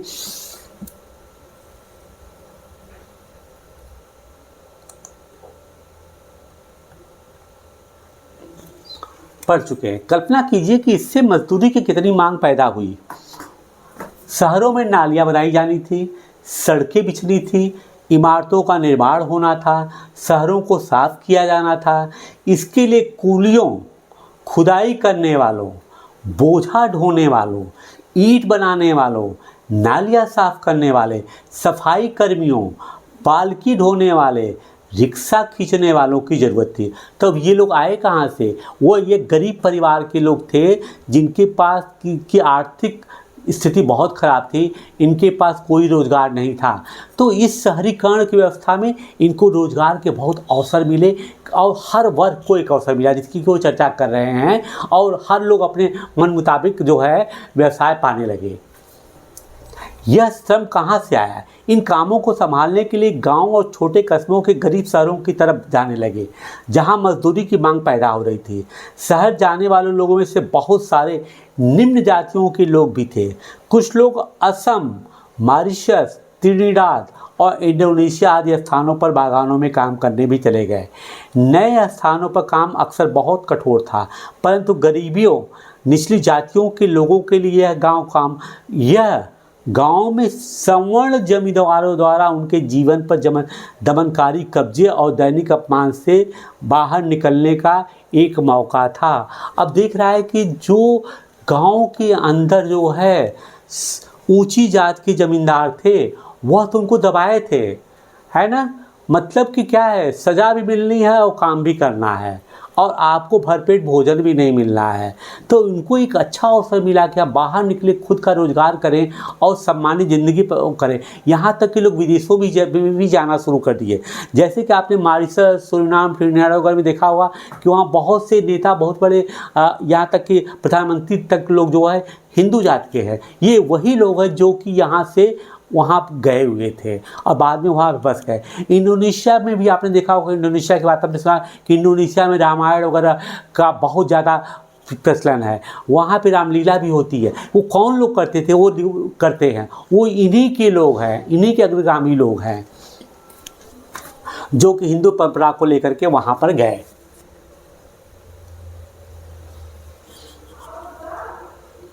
अब दिखा रहा है एक कूली जहाज है ना, 19वीं शताब्दी में। एक किसका है? देखिए ये जहाज है पानी का। जॉन एलन नामक इस कूली जहाज के द्वारा भारतीय मजदूरों को मॉरिशस ले जाया जाता था, जहां उन्हें इस तरह के कठोर काम करने पड़ते थे जिनमें से ज़्यादातर मजदूर निचली जातियों के थे। जूते कौन बना सकता है? अभी ये इम्पोर्टेंट पॉइंट क्यों है?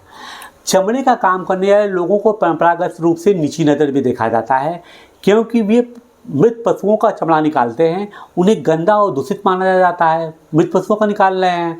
पहले विश्व युद्ध के दौरान सेना के लिए जूतों की ज़बरदस्त मांग पैदा हो गई थी, परंतु चमड़े के कामों के प्रति जाति पूर्वाग्रहों की वजह से केवल परंपरागत चमड़ा कारीगर मोची ही जूते तैयार कर सकते थे। लिहाजा उन्हें ज़्यादा कीमत की मांग करने लगी और उन्हें काफ़ी लाभ हुआ।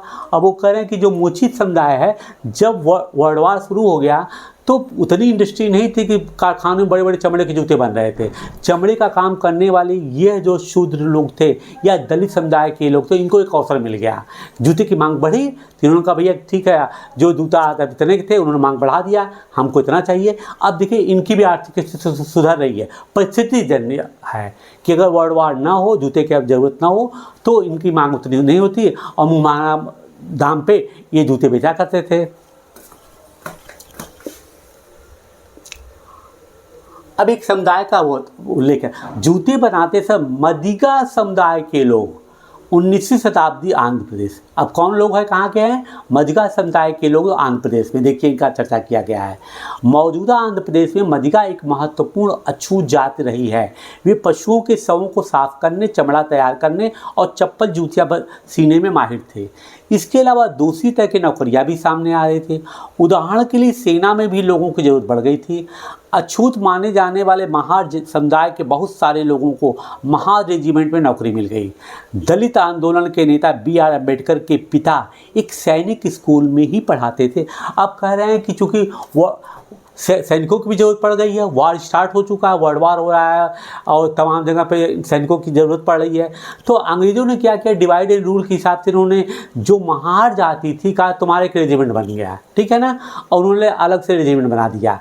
और उसके आगे वो चर्चा कर रहे हैं कि जो उनके लिए एक सैनिक स्कूल भी खोल दिया गया। तो कहने का मतलब यहाँ पर ये था कि वो बता रहे हैं कि इसी तरह के महारों की जो सैनिक स्कूल था उसमें B.R. अम्बेडकर के पिताजी भी क्या करते थे, शिक्षक थे।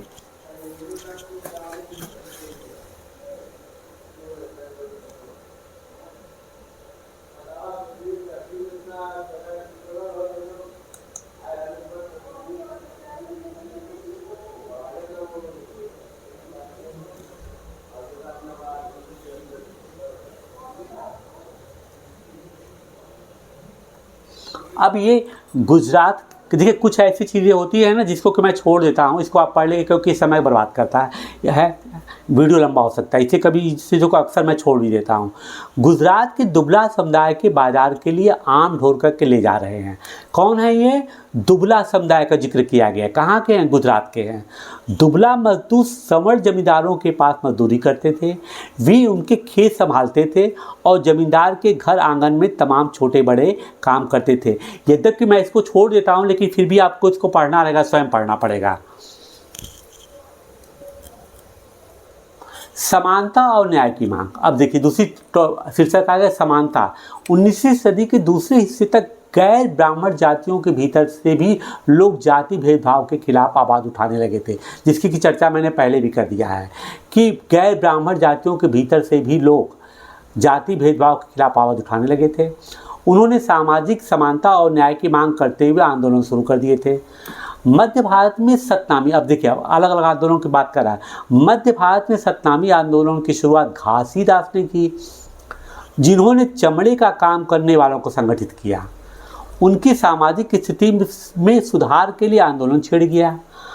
पूर्वी बंगाल में कौन है? देखिए पूर्वी बंगाल में हरिदास ठाकुर के मतुआ पंथ ने चांडाल काश्तकारों के बीच काम किया। हरिदास ने जाति व्यवस्था को सही ठहराने वाले ब्राह्मणवादी ग्रंथों पर सवाल उठाया। जिसे आज केरल कहा जाता है, यहाँ एझावा जाति के श्री नारायण गुरु ने अपने लोगों के बीच एकता का आदर्श रखा। केरल में इन्होंने किया। उन्होंने जातिगत भिन्नता के आधार पर लोगों के बीच भेदभाव पैदा करने का विरोध किया। उनके अनुसार सारी मानवता की एक ही जाति है। उनका एक महत्वपूर्ण कथन था, ओरु जाति ओरु मतम ओरु दैवम मनुष्यनानु, मानवता की एक जाति, एक धर्म, एक ईश्वर। इंपॉर्टेंट है ये सब चीज़ें, देखिए इसमें इन सभी ग्रंथों की स्थापना ऐसे लोगों ने की थी जो गैर ब्राह्मण जातियों से थे और इनके बीच ही काम करते थे। उन्होंने उन आदतों और तौर तरीकों को बदलने का प्रयास किया जो प्रभुशाली जातियों का अपमान करने के लिए उकसाती थी। उन्होंने अधीनस्थ जातियों में स्वाभिमान का भाव पैदा करने का प्रयास किया।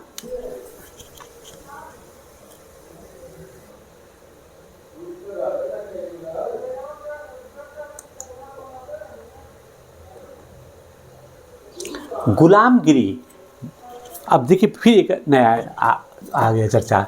निम्न जात नेताओं में ज्योतिराव फुले सबसे मुख्य नेताओं में से थे। 1827 में जन्मे ज्योतिराव फुले ने ईसाई प्रचारकों द्वारा खोले गए स्कूलों में शिक्षा पाई थी। बड़े होने पर उन्होंने जाति आधारित समाज में फैले अन्याय के बारे में अपने विचार व्यक्त किए।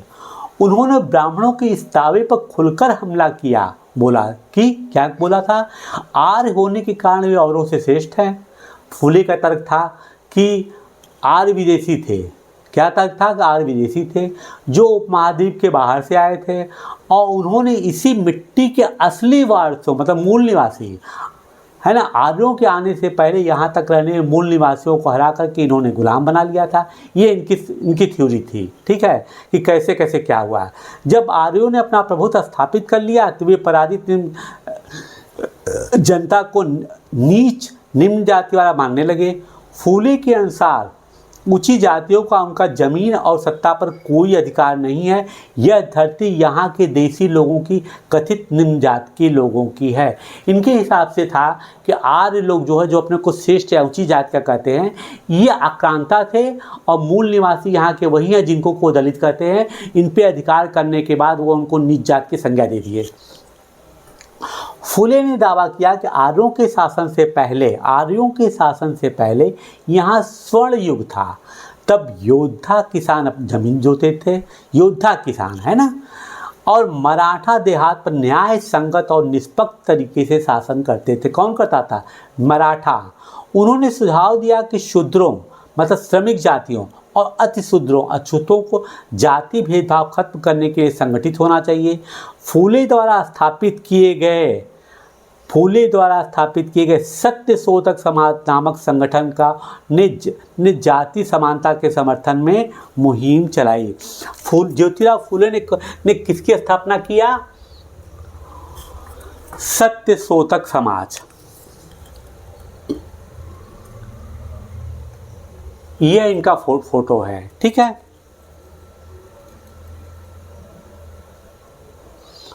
1873 में फुले ने गुलामगिरी नामक एक किताब लिखी। इसके लगभग 10 साल पहले अमेरिकी गृह युद्ध समाप्त हो चुका था, जिसके फलस्वरूप अमेरिका में दास प्रथा समाप्त कर दी गई थी। फुले ने अपनी पुस्तक उन सभी अमेरिकियों को समर्पित कर दिया जिन्होंने खुद ने गुलामों को मुक्त दिलाने के लिए संघर्ष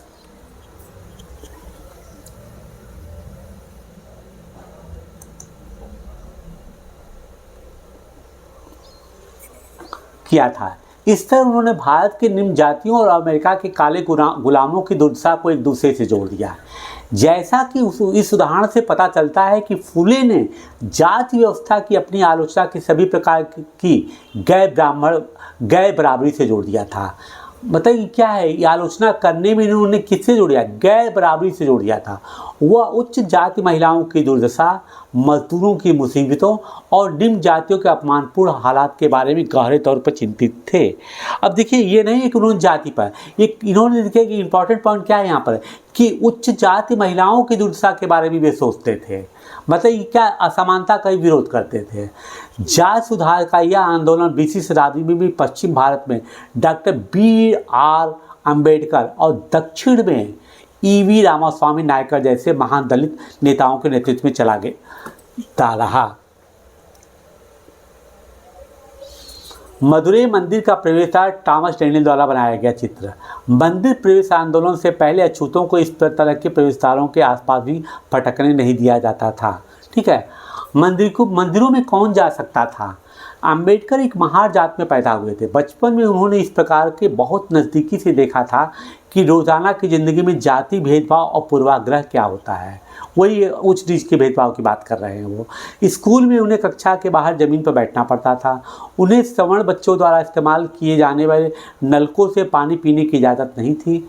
स्कूल की पढ़ाई पूरी करने के बाद उन्हें उच्च अध्ययन के लिए अमेरिका जाने हेतु फेलोशिप मिल गई थी। 1919 में भारत लौटने पर 1919 में देखिए अमेरिका में फेलोशिप मिला है। 1919 में भारत लौटने पर उन्होंने समकालीन समाज में उच्च जाति सत्ता की संरचना पर काफ़ी लिखा। ठीक है, सन 1927 में अम्बेडकर ने ने मंदिर प्रवेश आंदोलन शुरू किया था, जिसमें महार जात के लोगों ने बड़ी संख्या में हिस्सा लिया। ब्राह्मण पुजारी इस बात पर बहुत आग बबूला हुए थे कि दलित भी मंदिर के जलाशय का पानी इस्तेमाल कर रहे हैं। 1927 से 1935 के बीच अम्बेडकर ने मंदिरों में प्रवेश के लिए 3 आंदोलन चलाए। वह पूरे देश को दिखाना चाहते थे कि समाज में जाति पूर्वाग्रहों की जकड़ कितनी मजबूत है। वो क्या करते थे, महार जात को लेकर गए, मंदिर में प्रवेश करने की कोशिश करने लगे। ब्राह्मण लोगों ने रोका, नहीं जा पाते थे, कई बार गए भी। तो अब वो ये दिखाना चाहते थे कि देखिए जातीय स्तर पर ईश्वर के धाम में भी कितना ऊंच नीच का भेदभाव रखा जा रहा है। ईश्वर ने ही हमको बनाया है, उसके बावजूद वो कहते हैं कि मैं उच्च हूँ, मैं यहाँ रह सकता हूँ, हमें सभी अधिकार है। और ऐसे धार्मिक स्थल पर ईश्वर द्वारा बनाए गए हम लोगों को प्रवेश वर्जित है।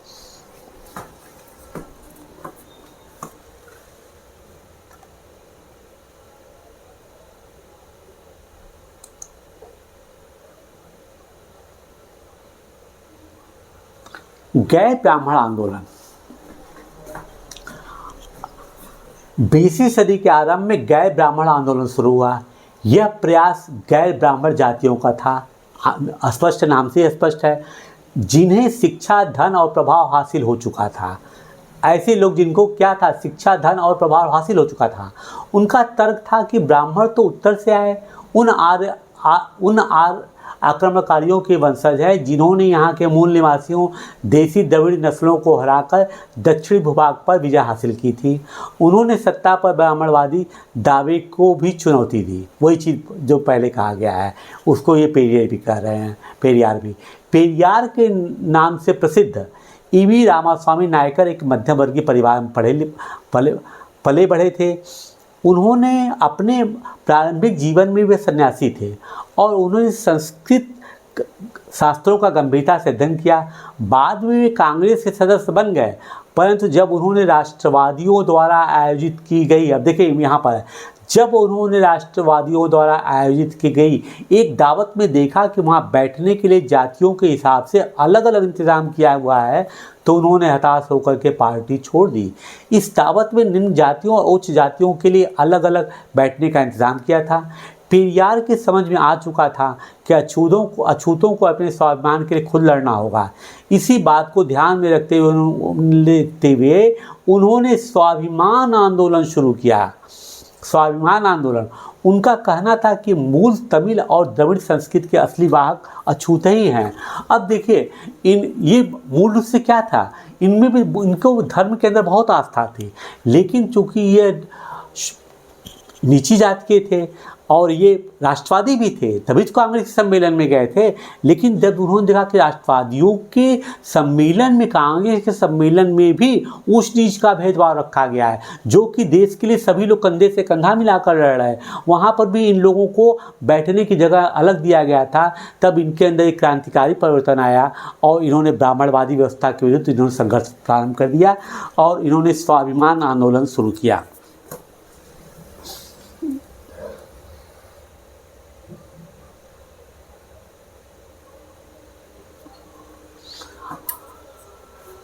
और उनका ये मानना था पेरियार का कि मूल तमिल और द्रविड़ संस्कृति के असली वाहक अछूते ही हैं, जिन्हें ब्राह्मणों ने अपने अधीन कर लिया। उनका मानना था कि सभी धार्मिक नेता और मुखिया सामाजिक विभाजनों और असमानता को ईश्वर प्रदत्त मानते हैं, इसलिए सामाजिक समानता के लिए सभी धर्मों से अछूतों को खुद मुक्ति पानी होगी। उनका ये मानना था कि जो समाज में ऊंचे नीचे का जो भेदभाव है, इनका ये कहना था कि वास्तव में क्या है, ये व्यवस्था को पाने के लिए, इस व्यवस्था को लागू करने के लिए ये धर्म का सहारा लेते हैं कि धार्मिक ग्रंथों में कहा गया है कि कोई छोटा ऊंचा है, कोई नीचा है। तो उन्होंने कहा अगर ऐसा कहा गया है तो आप धर्म का भी परित्याग कर दीजिए। जब धर्म का परित्याग कर देंगे तो ऊंच नीच का भेदभाव स्वतः समाप्त हो जाएगा। पेरियार हिंदू वेद पुराणों के कट्टर आलोचक थे। खासतौर से मनु द्वारा रचित संहिता, मनुस्मृति है ना, भगवत गीता और रामायण के वे कट्टर आलोचक थे। उनका कहना था कि ब्राह्मणों ने निचली जातियों पर अपनी सत्ता तथा महिलाओं पर पुरुषों का प्रभुत्व स्थापित करने के लिए इन पुस्तकों का सहारा लिया है अब उनका कहना है कि इसी के अंदर जो है ये जो धार्मिक ग्रंथ हैं, इसी से वो अपनी सुप्रीमेसी मतलब प्रभुता या सर्वोच्चता का दावा पेश करते हैं, इससे इनका बहिष्कार कर दो।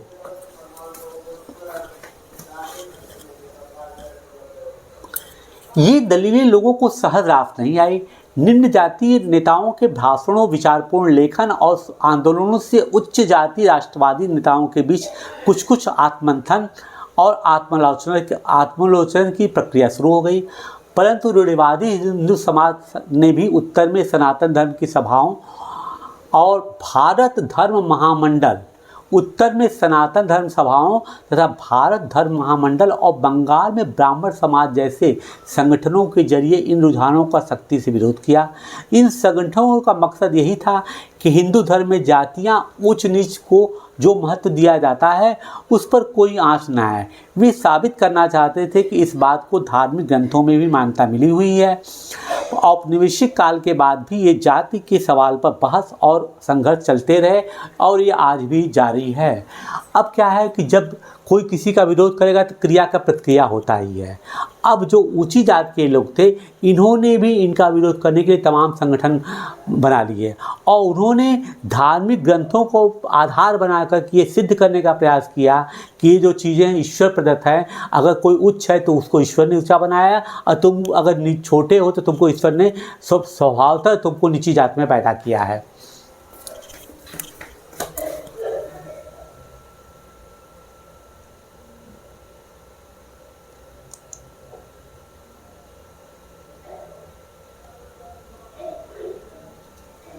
अब देखिए, सुधारों के लिए संगठित होना टाइटल क्या है। अब कहते हैं कि इस तरह के जो सामाजिक सुधार हो रहे थे विभिन्न प्रकार के, उसके कौन से अग्रणी नेता थे और उन्होंने क्या क्या कहा उनके बारे में चर्चा कर रहे हैं। इम्पॉर्टेंट पॉइंट यहाँ पर यह है कि केवल आप ये मत देखिएगा कि समाज सुधारक थे तो इन्होंने समाज की स्थापना कर दिया, नहीं, केवल इतना आपको नहीं देखना है और इन्होंने तमाम ये फला संगठन का या फला सभा की स्थापना किया। आपको मूल रूप से इसमें हर एक में ध्यान देना है कि हर संगठन ने का उद्देश्य समाज सुधार तो था, लेकिन समाज सुधार के लिए उन्होंने किन आयामों को सहारा लिया, किन प्रक्रियाओं से गुजरे हैं, हर एक में कुछ न कुछ अलग होगा। यह बात आपको बहुत ध्यान से देखना होगा पढ़ते समय। ब्रह्मो समाज की स्थापना 1830 में की गई थी। यह संस्था उसी प्रकार की मूर्ति पूजा, देखिए जैसे है ना, हर एक का उद्देश्य अलग अलग है। मूर्ति पूजा और बल के विरुद्ध थी और उसके अनुयायी उपनिषदों में विश्वास करते थे। अब देखिए, हिंदू धर्म में मूर्ति पूजा भी होती है, कई जगहों पर लोग बलि भी करते हैं, लेकिन देखिए ये इसका तो विरोध कर रहे हैं, लेकिन उसी का भाग उपनिषदों में विश्वास रखते थे। यही मैं आपको बताना चाहता था, आगे मैं तेजी से बताऊँगा। इसके सदस्यों को अन्य धार्मिक प्रथाओं और परंपराओं की आलोचना करने का अधिकार नहीं था। ब्रह्मो समाज ने विभिन्न धर्मों के आदर्शों, खासतौर से हिंदुत्व और ईसाई धर्म के विचारों की आलोचनात्मक व्याख्या करते हुए उनके नकारात्मक और सकारात्मक पहलुओं पर प्रकाश डाला। इनको ये था भाई कि आप किसी धर्म की आलोचना मत करिए। अब विशेष रूप से कि इन्होंने ईसाई धर्म को भी लिया है, किसी की आलोचना मत करिए, उसके जो सकारात्मक, जो अच्छी चीज़ उसको देखिए और जो बुरी चीज़ है उसको देखिए और एक निष्कर्ष पर पहुँचिए कि क्या चीज़ सही है। केशव चंद्र सेन ब्रह्मो समाज के मुख्य नेताओं में से एक थे। डेरोजियो एवं यंग आंदोलन, ये देखिए हेनरी डेरोजियो 1820 के दशक में हेनरी लुई विवियन डेरोजियो, पूरा नाम आपको हमेशा याद होना चाहिए, ठीक है, ये पूछा जाता है। Henry Louis Vivian Derozio Hindu college Calcutta में अध्यापक थे। कहाँ थे? हिंदू कॉलेज कलकत्ता में अध्यापक थे। इन्होंने अपने विद्यार्थियों को आमूल परिवर्तन के विचारों से अवगत कराया और उन्हें तमाम तरह की सत्ता पर सवाल खड़ा करने के लिए प्रोत्साहित किया। उनके द्वारा शुरू की गई यंग बंगाल मूवमेंट में उनके विद्यार्थियों ने परंपराओं और रीति रिवाजों पर उंगली उठाई। महिलाओं के लिए शिक्षा की मांग की गई। सोच व अभिव्यक्ति की स्वतंत्रता के लिए अभियान चलाया। कौन कौन से कार्य किए हैं वो उसके बारे में चर्चा कर रहा है। लेकिन एक चीज़ मैं आपको यहाँ पर स्पष्ट करना, तमाम तरह की सत्ता पर सवाल करना। सत्ता का मतलब शासन से यहाँ पर नहीं है, मान्यताओं से है ना। हर एक धर्म की जो है जो मान्यता वही उनकी सत्ता मानी जाती है। तो उनका ये कहना था कि जो इसमें कुरीतियाँ उनका विरोध करो। रामकृष्ण मिशन और विवेकानंद। रामकृष्ण मिशन का नाम स्वामी विवेकानंद के गुरु रामकृष्ण परमहंस के नाम पर रखा गया था। यह मिशन क्या करता था? समाज सेवा और निस्वार्थ श्रम के जरिए मुक्ति के लक्ष्य पर जोर देता था। स्वामी विवेकानंद पीरियड है, जिनका मूल नाम नरेंद्र नाथ दत्त था, उन्होंने रामकृष्ण की सरल शिक्षाओं को अपनी प्रतिभाशाली संतुलित आधुनिक विचारधारा से जोड़ करके संपूर्ण विश्व में प्रसारित किया। अब देखिए, स्वामी विवेकानंद को आप ये मत समझिए कि वो केवल धर्म का प्रचार कर रहे थे जाकर के शिकागो में, अभी आएगा चर्चा। उनका ये था कि हमारी सनातन धर्म में क्या कहा गया है उसको देखिए, और दो वर्तमान में का दो दृष्टिकोण है, उन्होंने दोनों को जोड़ने का प्रयास किया ताकि बहुसंख्यक भारतीय समाज का उद्धार हो सके। 1893 में शिकागो में विश्व धर्म संसद में उनके सुनने के बाद क्या है, न्यूयॉर्क हेराल्ड ने विवरण दिया कि ऐसी विद्वान राष्ट्रीय धर्म प्रचारकों को भेजना कितना महत्वपूर्ण है। अब देखिए कितना प्रभावित अंग्रेज लोग अमेरिका में हो गए।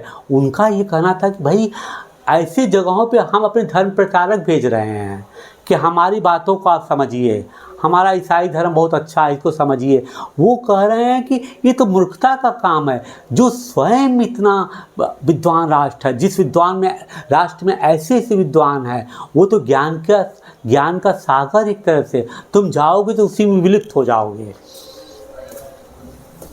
वास्तव में स्वामी विवेकानंद आधुनिक समय के पहले भारतीय थे जिन्होंने विश्वव्यापी स्तर पर वेदांत दर्शन के, क्या है वेदांत तो वेदों का जहाँ पर अंत होता है ना, वही दर्शन की बात, वेदांत दर्शन के आध्यात्मिक गौरव को पुनर्स्थापित किया। लेकिन उनका उद्देश्य केवल धर्म की व्याख्या नहीं करना था, जैसा कि मैंने बताया अभी आपको। अपने देशवासियों की निर्धरता और दुर्दशा से उन्हें अतिशय दुख हुआ। उनका यह दृढ़ विश्वास था कि कोई भी समाज भी सुधार तभी सफल हो सकता है जब जन समूह की दशा का उन्नत हो। अतः भारत के लोगों को उन्होंने रसोई घर के धर्म की संकीर्ण चारदीवारी से बाहर निकालने के लिए राष्ट्र की सेवा में एकजुट हो जाने का आह्वान किया। इस आह्वान द्वारा भारतीय राष्ट्रवाद की प्रारंभिक अवस्था में उन्होंने असाधारण योगदान दिया, किंतु राष्ट्रवाद के बारे में उनका भाव संकीर्ण नहीं था। उन्हें यह विश्वास था कि मानव जात की जिन समस्याओं का सामना करना पड़ रहा है उन पर तभी काबू पाया जा सकता है जब विश्व के सभी राष्ट्र एक समान धरातल पर एक साथ आए। अतः एक सामान्य आध्यात्मिक विरासत के आधार पर उन्होंने युवाओं को एक होने का उद्देश्य दिया, और इस उद्बोधन में यह वास्तव में एक नई विचारधारा के प्रतीक और भविष्य के लिए एक महान शक्ति का स्रोत बन गए। वो अब देखिए वो कह रहे हैं कि इन्होंने क्या किया, जबकि भारतीयों के अंदर राष्ट्रवाद का भाव था कि हमारा भी कोई राष्ट्र है, क्यों कि छोटे छोटे भागों में बटे हुए थे, इसीलिए तो अंग्रेजों ने यहाँ पर शासन किया तोड़ तोड़ कर सबको। अब राष्ट्रीयता उनको लगा कि जो बहुसंख्यक जनता है उसके बीच में कि जो दयनीय स्थिति है जो उनकी है, उनके बीच जो दुर्व्यवस्था उसको समाप्त करने के लिए उन्होंने धर्म और आधुनिक दृष्टिकोण दोनों का सहारा लिया। लेकिन उनका राष्ट्रवाद देखिए कहते हैं कि वो उससे भी आगे बढ़कर सोचते थे। उनका ये कहना था कि नहीं, केवल राष्ट्रवाद का मतलब भारतीयता से नहीं होना चाहिए, हमारा राष्ट्रवाद तो वसुधैव कुटुंबकम पर आधारित होना चाहिए। वसुधा ही कुटुंब है, पृथ्वी ही परिवार है, वन फैमिली वन वर्ल्ड, जैसा कि आज कहा जाता है।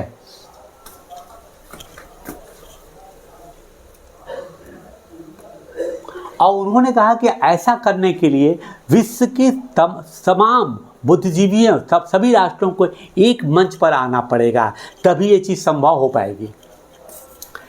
वेद समाज, मद्रास चेन्नई में 1864 में वेद समाज की स्थापना हुई। वेद समाज ब्राह्मण समाज से प्रेरित था। वेद समाज किससे प्रेरित था, ये देखिए वेद समाज ब्रह्मो समाज से प्रेरित था। वेद समाज ने जाति भेदभाव को समाप्त करने के लिए विधवा विवाह तथा महिला शिक्षा को प्रोत्साहित करने के लिए काम किया। इसके सदस्य एक ईश्वर के अस्तित्व में विश्वास रखते थे। उन्होंने ईश्वरवादी हिंदुत्व के अंधविश्वासों और अनुष्ठानों की सख्त निंदा की। अब देखिए, हर एक का थीम अलग है, इसीलिए मैंने कहा है कि हर समाज सुधारक संगठन ने क्या किया, उसके अलग अलग उद्देश्य से उन्होंने अलग अलग चीज़ों को लेकर के अपने को आगे बढ़ाया। अलीगढ़ आंदोलन, देखिए इसमें क्या है, सैयद अहमद खां द्वारा 1875 में अलीगढ़ में खोले गए। अब देखिए, मोहम्मदन एंग्लो ओरिएंटल कॉलेज को ही बाद में अलीगढ़ मुस्लिम विश्वविद्यालय के नाम से जाना गया। मतलब अलीगढ़ विश्वविद्यालय का पूर्वगामी संस्थान कौन था, पहले क्या था, मोहम्मदन एंग्लो ओरिएंटल कॉलेज। यहाँ मुसलमानों को पश्चिमी विज्ञान के साथ साथ विभिन्न विषयों की आधुनिक शिक्षा दी जाती थी। अलीगढ़ आंदोलन का शैक्षिक सुधारों के क्षेत्र में गहरा प्रभाव रहा है। देखिए, कहने को तो मुसलमानी का ही भी विद्यालय था, पहले मोहम्मदन के नाम से खोला गया, लेकिन जब ये एक आंदोलन का रूप ले लिया तो सैयद अहमद खान का कहना था कि आप आधुनिक विचारों के साथ चलिए, वैज्ञानिक दृष्टिकोण को लेकर चलिए। इसलिए इस अलीगढ़ आंदोलन का एक भारतीय इतिहास में एक विशेष स्थान है। अब देखिए, अभी आया था वेद समाज। वेद समाज की स्थापना केशव चंद्र सेन और के श्रीधरलू नायडू ने किया था।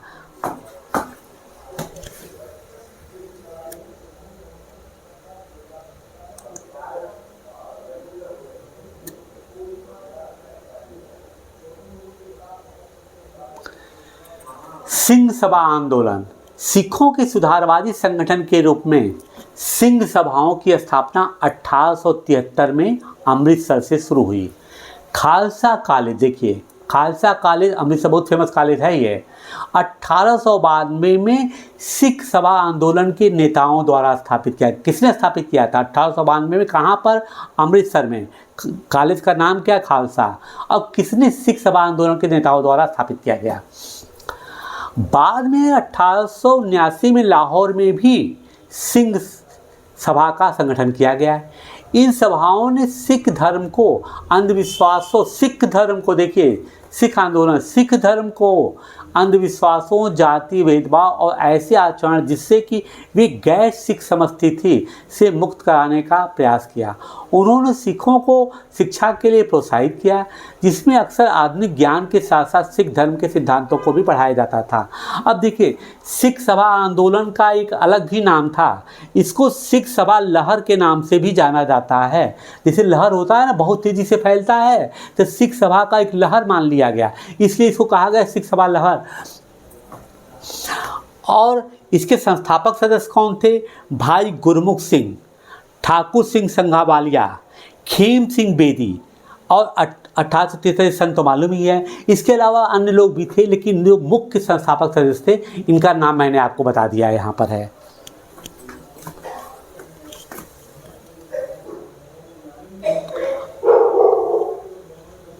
अब देखिए, चूँकि गुलामगिरी की बात आई थी इसीलिए इसकी चर्चाएं वो यहाँ कर रहे हैं।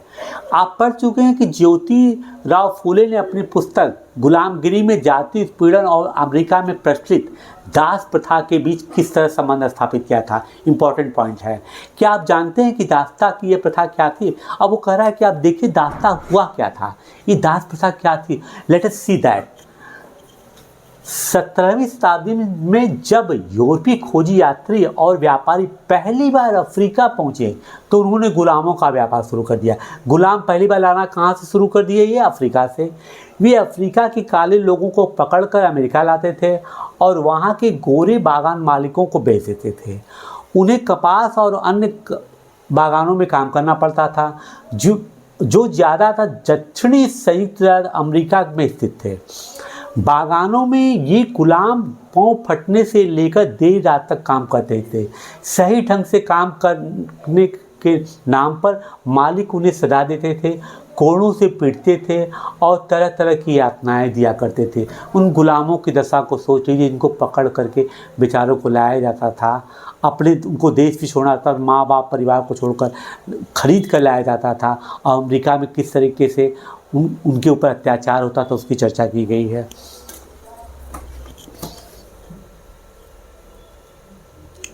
श्वेत और अश्वेत सभी तरह के बहुत सारे लोगों ने संगठित रूप से इस दास प्रथा का विरोध किया। अब देखिए, केवल अश्वेत ही नहीं विरोध कर रहे हैं, श्वेत लोगों को भी लगता, अंग्रेजों को भी लगता था कि बड़ी गलत चीज़ है। इसी क्रम में उन्होंने 1776 के अमेरिका की क्रांति की भावनाओं का हवाला देते हुए आह्वान किया कि अमेरिका वासियों, अपने घोषणा पत्र को देखो, क्या तुम्हें अपनी भाषा भी समझ में नहीं आती? अब देखिए किस तरीके से टांट किया गया, किस तरीके से इस पर चोट पता है। गेटिसबर्ग में दिए गए अपने अत्यंत भावप्रवण भाषण में अब्राहम लिंकन ने कहा था कि जिन्होंने दास प्रथा के खिलाफ संघर्ष किया है वे लोकतंत्र के पथ प्रदर्शक हैं। उन्होंने लोगों से आह्वान किया कि वे नस्ली समानता के लिए कदम उठाएं, ताकि धरती से, देखिए केवल एक जगह की बात नहीं कर रहे हैं, धरती से जनता के द्वारा जनता के लिए सरकार का नाश न हो। यहीं से लोकतंत्र या डेमोक्रेसी की परिभाषा निकल करके आती है। अब सोच लीजिए किस तरह की स्थितियां होती थी। लेकिन ऐसा नहीं कि केवल अश्वेत पीड़ित लोगों ने इसका विरोध किया, जो प्रबुद्ध अश्वेत लोग थे उन्होंने भी इसका विरोध किया है। अब गुलामों की बिक्री, दक्षिण कैरोलिना अमेरिका 1856 यहाँ संभावित खरीदार नीलामी में अफ्रीका से लाए गए गुलामों की जांच पड़ताल कर रहे हैं। मतलब उनको भी देखा जा रहा है कि इनमें से कौन, देखिए काले लोग हैं ना, इनको दिखाया जा रहा है और लोग छांट रहे हैं कि इनमें से कौन सा गुलाम हमारे लायक होगा, और उनको फिर खरीद करके ले जा रहे हैं। तो इस प्रकार से हमने इस टॉपिक में जो है विशेष रूप से तमाम सुधारवादी महिलाओं के प्रति, जाति सुधार के बारे में आपसे विस्तृत चर्चा किया है, और उनसे संबंधित कौन से लोग थे, कौन संगठन थे, इसके बारे में हमने पूरी चर्चा कर लिया है। अगले टॉपिक में, अगले वीडियो में मैं एक नए टॉपिक के साथ आऊँगा। Till then, bye bye.